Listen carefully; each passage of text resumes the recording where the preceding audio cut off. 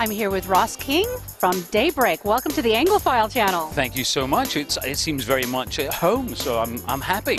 Glad you feel at home. So tell us, you're at the BAFTA Awards tea.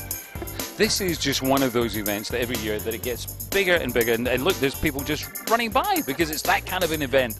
There's still people arriving at it, and it's great because I think what is lovely is that a lot of the American stars, they come to this because they feel it's a little more classy at times, it's a little more informal sometimes, because we're just taking tea and eating sandwiches. Yeah, Americans especially, because we Anglophiles, we love to adore Britain. We put on our fascinators, and we want to feel as if that we're a little upper crust and classy as well.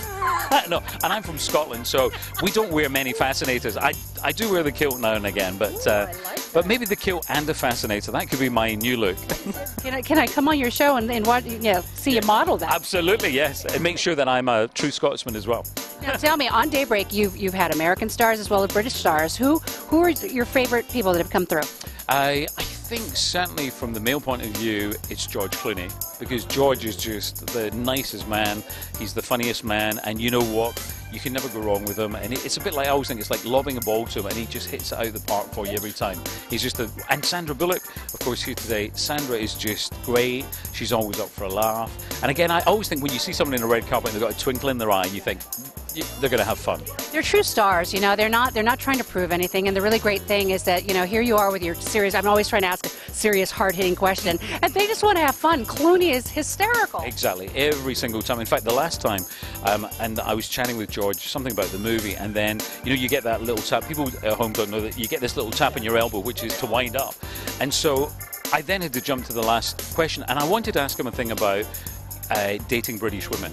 Just a general thing to say, for the women at home in Britain, what can they do? What should they do? And he said, Ross, you've done some segues in your time. I've seen them. They're normally pretty good. That was the worst. That is the worst segue I've ever. And I was like, yeah. And then he's going, yeah. And he's going, just throw it back to the studio. Just, Ross, just no. And so he's great. And he picks up. That's what I love. He's so on the case and on the ball that he picks up on everything. So I have to ask you, because I'm an Anglophile and I love Benedict Cumberbatch, have you had him on the show? Have indeed. Saw him earlier on today.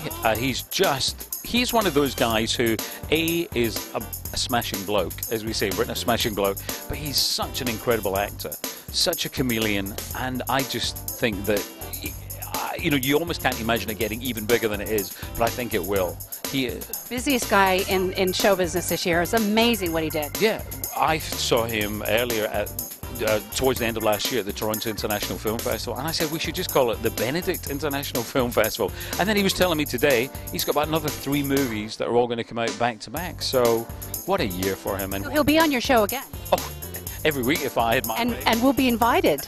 Of course, there we are. We're all there. That's the day you want to be there. I see. I've said it on camera now. That's it. Tea with Ross and Benedict. I think that's a good plan. A little sandwich. Thank you so much for talking to the Anglophile. Pleasure to meet you. Hi, I'm Ross King, and you're watching the Anglophile Channel.